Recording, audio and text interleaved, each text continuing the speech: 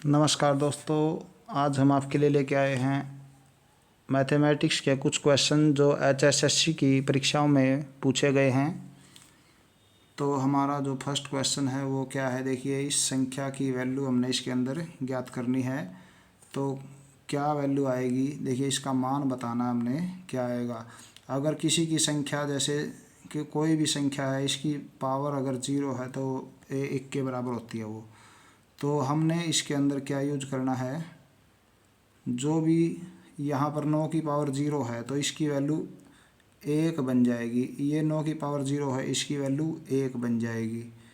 तो 1 प्लस में यहाँ पर हम 1 लिखेंगे, 9 की 1। अगर किसी की वैल्यू 1 है तो वो इसकी वैल्यू कितनी होगी, सीधी 9 ही लिखी जाएगी, 1 प्लस 9।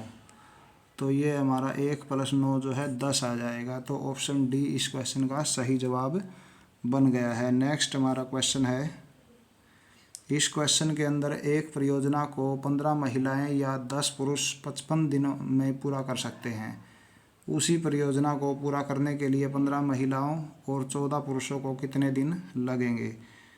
तो इस क्वेश्चन के अंदर 5 महिलाएं और 4 पुरुषों को एक साथ लगा दिया जाए तो कितना समय इसके अंदर लगेगा, कितने दिन लगेंगे, ये हमने इसके अंदर फाइंड करना है।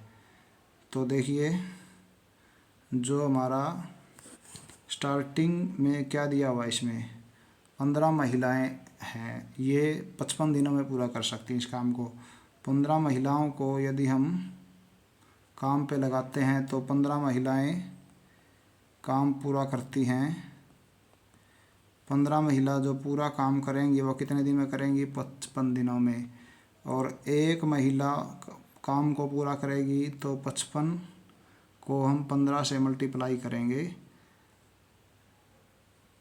55 और 15 दोनों की मल्टीप्लाई करने से जो भी संख्या आएगी, इतने दिनों में एक महिला काम को पूरा कर सकेगी। तो ये संख्या आती है हमारे पास, ये संख्या कितनी आती है, 15 पंजे 75 होता है, 75 और 7 82 होता है। तो 825 दिनों में एक महिला काम को पूरा कर देगी। तो एक महिला अगर काम को पूरा करती है तो एक महिला का एक दिन का काम कितना हुआ, एक महिला का एक दिन का काम, एक महिला का एक दिन का काम होगा हमारा, ये होगा 1/825। और यदि हमने 5 महिलाओं को लगाना है तो 5 महिलाओं का कितने दिन का काम होगा, 5 महिलाओं का एक दिन का काम कितना हो जाएगा, 5 महिलाओं का एक दिन का काम, 5 महिलाओं का एक दिन का काम जो हो जाएगा वो है 1/825 को हम 5 से मल्टीप्लाई कर लेते हैं। तो ये डिवाइड करने के बाद क्या आता है, 1/165 आ जाता है। इसके बाद है 4 पुरुष। 4 पुरुष जो है, पुरुषों का क्या दिया हुआ है इन्होंने, पुरुष 55 दिन में पूरा करते हैं 10 पुरुष। 10 पुरुषों का एक दिन 55 दिन है, 10 पुरुषों के 55 दिन दिए हुए हैं काम पूरा करने के लिए। तो 10 पुरुष काम को पूरा करते हैं 55 दिनों में।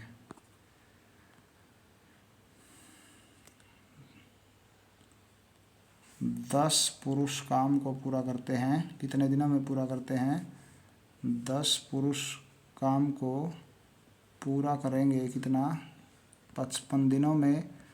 और एक पुरुष काम को पूरा करेगा 55 गुणा 10। और एक पुरुष का एक दिन का काम कितना होगा, एक पुरुष का एक दिन का काम,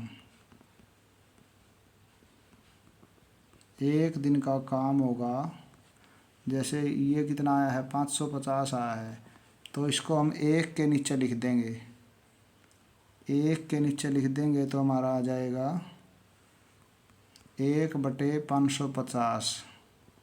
हमने लगाने हैं 4 पुरुष, तो 4 पुरुषों का एक दिन का काम कितना आ जाएगा, 4 पुरुष जो है,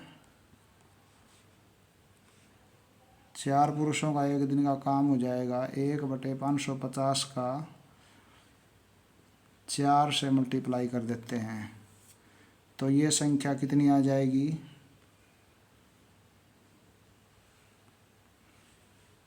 यहाँ पर ऊपर हम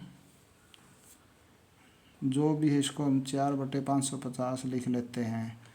तो दोनों का एक दिन का काम कितना होगा,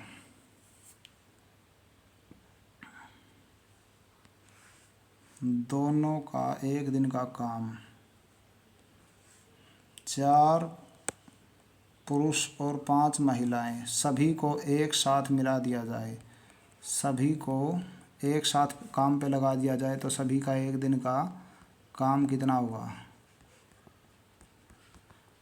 एक तो हमारे पास संख्या आई थी 1/165 और दूसरी संख्या आई हुई है 4/550।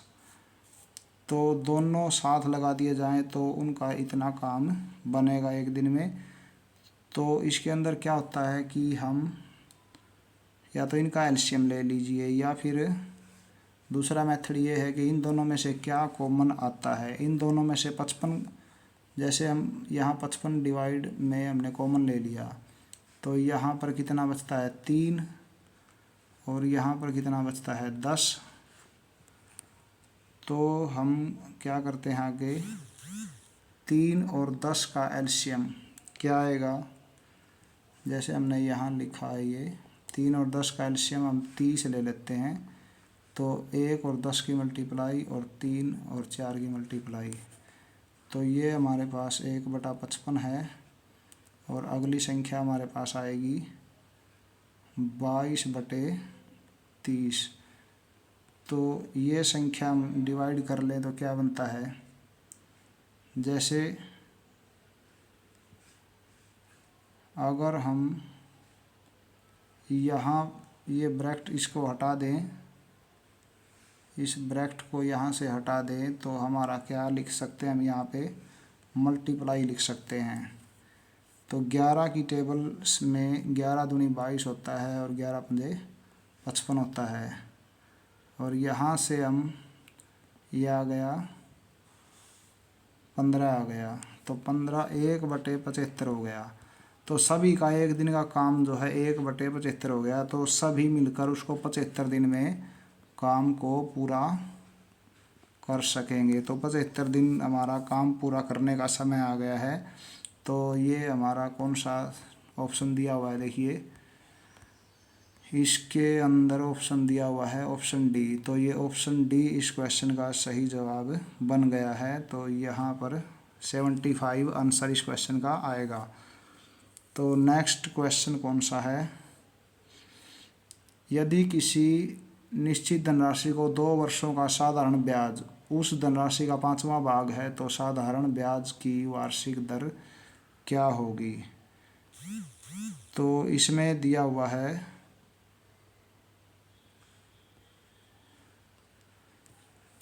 हम मान लेते हैं हमारे पास से मूलधन मान लेते हैं, हमने मूलधन मान लिया x रुपये।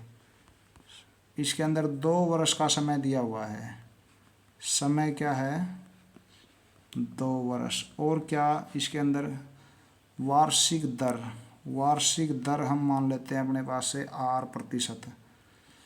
अगर हम वार्षिक दर मानते हैं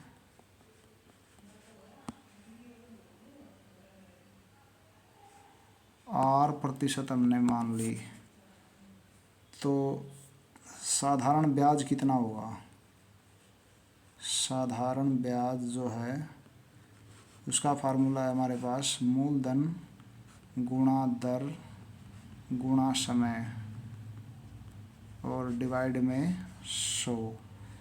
तो ये मेथड हम लगाएंगे। मूलधन मैंने x लिया है, मूलधन हमने लिया है x, दर हमने ली है r और समय हमारा 2 वर्ष और इसके नीचे 100 लिख दिया। तो ये ब्याज जो है मूलधन का 5वां भाग हो जाएगा x/5। मूलधन हमने x माना हुआ है तो जो ब्याज है उसने दिया हुआ है कि उस धनराशि का 5वां भाग है। अगर हम उसको x मानते हैं तो x/5 हमारा ब्याज बन जाएगा।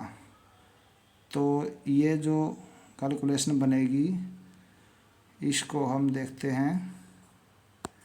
इस कैलकुलेशन के अंदर से हम क्या कर सकते हैं, इस x को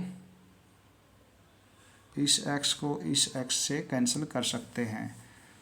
तो 2 से ये अगर हम कैंसिल करते हैं तो हमारा 50 आता है। तो r/50 बराबर 1/5। तो हमने r की वैल्यू इसके अंदर से निकालनी है। तो r की वैल्यू कितनी होगी, देखिए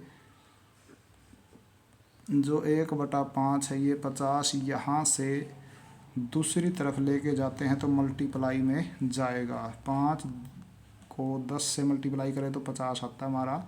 तो r की वैल्यू 10 आ गई। तो r हमारी जो रेट ऑफ इंटरेस्ट है, ब्याज की दर, ये हमारी 10% आ गई है। तो देखिए ऑप्शन यहाँ पे दिया हुआ है ए। तो ये हमारा ए ऑप्शन इस क्वेश्चन का सही जवाब बन गया है। नेक्स्ट हमारा क्वेश्चन क्या है,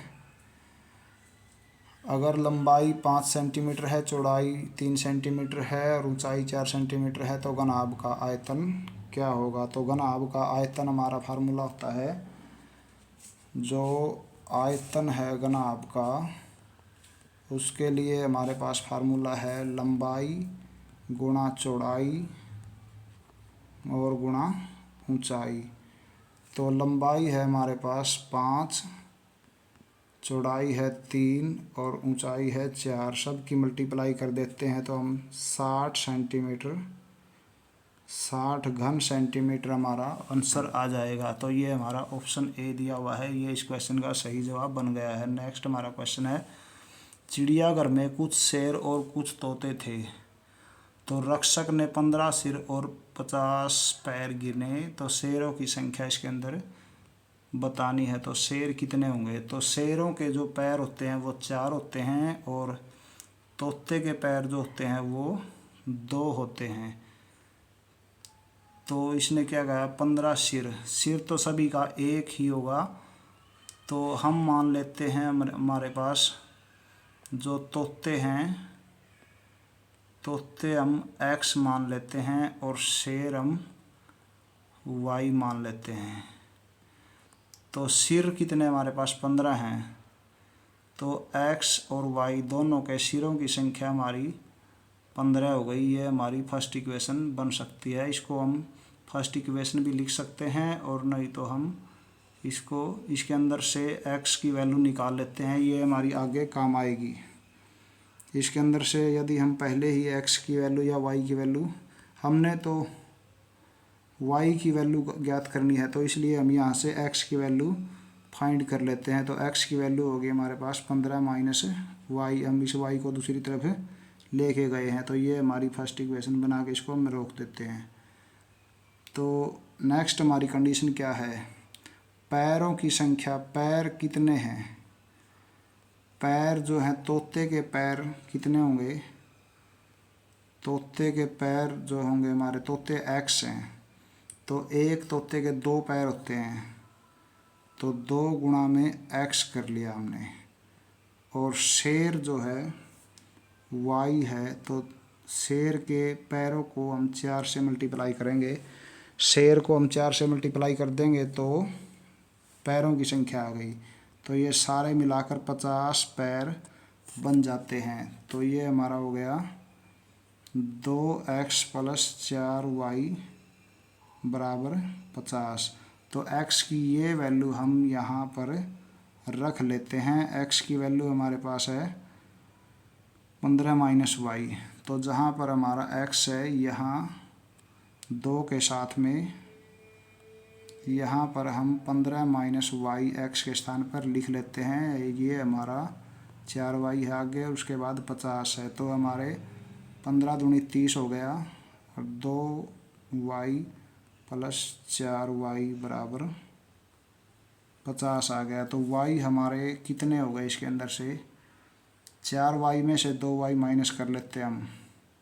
इनको अगर माइनस कर लेते हैं तो प्लस का 2y बच जाता है। 50 में से ये 30 जो है दूसरी तरफ लेके जाएंगे तो माइनस का हो जाएगा। 2y बराबर है 50 में से 30 गया 20 हो गया। तो y कितना आएगा, देखिए y की वैल्यू आएगी हमारे पास 20/2। y बराबर है 10। तो y ही हमने इसके अंदर फाइंड करना था। तो y क्या है, शेरों की संख्या है। तो शेर हमने y माने हुए थे, तो शेरों की संख्या इसके अंदर आ गई 10 आ गई। जो ऑप्शन डी है ये इस क्वेश्चन का सही जवाब बन गया है। नेक्स्ट क्वेश्चन देखिए, 16 और 24 का महत्तम समापवर्तक यानी HCF हमने इसके अंदर ज्ञात करना है। तो ऐसे ये मेथड लगा लेते हैं, 16 को बाहर लिख लेते हैं और 24 को अंदर लिख लेते हैं। तो 16 एकम 16 होता है। तो अब आगे देखिए क्या निकलता है इसके अंदर से, 8 यहाँ पे बच गया और इस 16 को हम यहाँ लिख लेते हैं। तो 8 दूनी 16 पूरा हमारा जो ये होता है ये हमारा HCF बन के आता है। तो 8 हमारा HCF बन गया है। तो 8 जो है ऑप्शन सी दिया हुआ है, तो ये हमारा बन गया ऑप्शन सी इस क्वेश्चन का सही जवाब बन गया है। नेक्स्ट क्वेश्चन हमारा क्या है, 9 और 54 के बीच कितनी संख्याएं 9 से पूर्णतः विभाज्य हैं परंतु 3 से नहीं। ऐसी कोई संख्या जो 9 से भाग हो जाए, 9 से पूर्णतः भाग हो जाए तो वो 3 से भाग हो जाएगी। तो इसलिए ऐसी कोई संख्या नहीं है जो 3 से भाग नहीं हो सकती। तो हमारी ऐसा आंसर आएगा कोई नहीं। तो इस क्वेश्चन का ऑप्शन ए सही जवाब है। जो भी संख्या 9 से भाग होगी वो 3 से होगी, 3 से भी भाग जरूर होगी। तो इसलिए ऐसी कोई संख्या नहीं है। नेक्स्ट हमारा क्वेश्चन है, 18 मार्च को बुधवार है। 18 मार्च को जो है बुधवार दिया हुआ है। तो हमारा 18 में से यदि हम 7 माइनस कर ले तो हमारा 11 को भी बुधवार आ जाएगा। उसके बाद इसके अंदर से 7 एक बार और माइनस कर लेते हैं तो 4 मार्च को भी बुधवार ही आएगा। 4 मार्च को बुधवार आया है तो हमने 1 मार्च का इसके अंदर ज्ञात करना है। तो किसी में पूछा हुआ है 1 मार्च को कौन सा दिन होगा, ये पूछा हुआ है इसके अंदर। तो देखिए 4 मार्च का हमने ज्ञात किया है, ये किया हमारा 4 मार्च का बुधवार है। तो हम 3, 2 और 1 बुधवार के यहाँ मंगलवार आ जाएगा, फिर 2 का सोमवार आ जाएगा और 1 का जो है संडे आ जाएगा। तो 1 तारीख का हमारा रविवार होना चाहिए। तो 1 को क्या आता है, रविवार आता है। तो ये हमारा ऑप्शन डी इस क्वेश्चन का सही जवाब बन गया है। नेक्स्ट क्वेश्चन देखिए, इसके अंदर x की वैल्यू ज्ञात करनी है। तो 3 यहाँ जो -5/x है इसको हम दूसरी तरफ लेके जाते हैं। दूसरी तरफ लेके जाएंगे तो ये प्लस में लिखा जाएगा। अब इनका जो है एलसीएम ले लेते हैं दोनों संख्याओं का। दोनों तरफ, वैसे तो एक तरफ तो एलसीएम की ज़रूरत नहीं है, 3/4 और ये हो गया x। यहाँ पर आएगा हमारा 7 + 5। तो 3/4 बराबर है 7 और 5 12/x हो गया। तो अब हमने क्या करना है, x को लेफ़्ट साइड में लेके आते हैं। यहाँ से यहाँ आ सकती है ये x। तो जैसे यहाँ x आ गया और 12 अपने स्थान पे है। 4 को हम यहाँ से इस तरफ लेके आएंगे तो 4 यहाँ गुणा में आएगा। 3 ऊपर है तो ऊपर के स्थान नीचे आएगा। तो हमारा 3 चौके 12, 4 और 4 की मल्टीप्लाई कितनी आती है हमारे पास, 16 आ जाती है। तो x की वैल्यू यहाँ पर 16 बन गई है। तो यहाँ पर दिया हुआ है ऑप्शन ए इस क्वेश्चन का सही जवाब बन गया है। नेक्स्ट क्वेश्चन देखिए क्या है हमारा। पेड़ों की एक पंक्ति में एक पेड़ पंक्ति के दोनों छोर से 7वें स्थान पर है। पंक्ति में पेड़ों की संख्या कितनी है? तो देखिए हम क्या करते हैं इसके अंदर। पहला इसके अंदर पंक्ति ऐसे है, यहाँ पर जो है पेड़ दिया हुआ है तो 7वें स्थान पर है, तो इस तरफ भी 6 पेड़ हैं, इस तरफ भी 6 पेड़ हैं और एक पेड़ ये बीच में हो गया, तो 6 और 1 ये सारे मिलाकर 13 हो गए।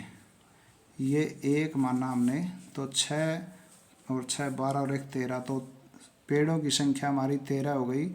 तो ऑप्शन सी जो है इस क्वेश्चन का सही जवाब बन गया है। नेक्स्ट हमारा क्वेश्चन क्या है। 28 सेंटीमीटर व्यास वाला एक पहिया 880 सेंटीमीटर की दूरी तय करने में कितने चक्कर लगाता है? तो ये व्यास दिया हुआ है,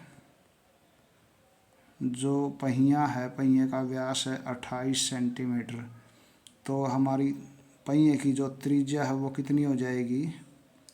28/2 जो है 14 सेंटीमीटर। तो इसके अंदर क्या होता है आगे, अगर चक्कर हमने निकालने हैं कितने चक्कर लगाता है, तो इसके लिए हम क्या करेंगे, इसकी परिधि निकालेंगे, पहिए की परिधि।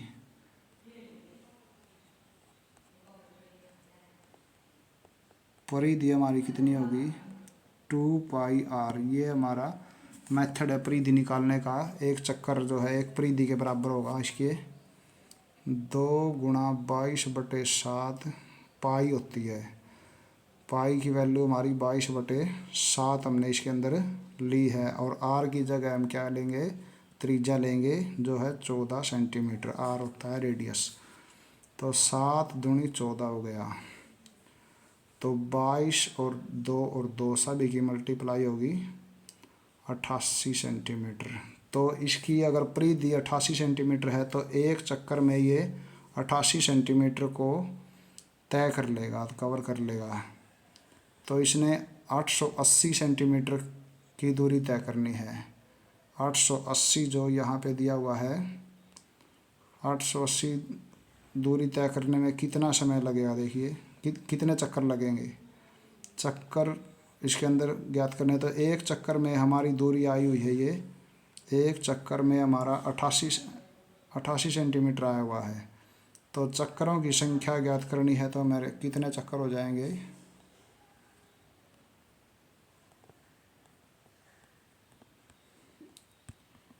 चक्करों की संख्या जो 880 सेंटीमीटर है, इसको हम 88 से भाग दे देंगे। 88 जो है एक चक्कर के बराबर आया हुआ है, एक चक्कर में 88 सेंटीमीटर, तो हमारे 10 चक्कर आ जाएंगे।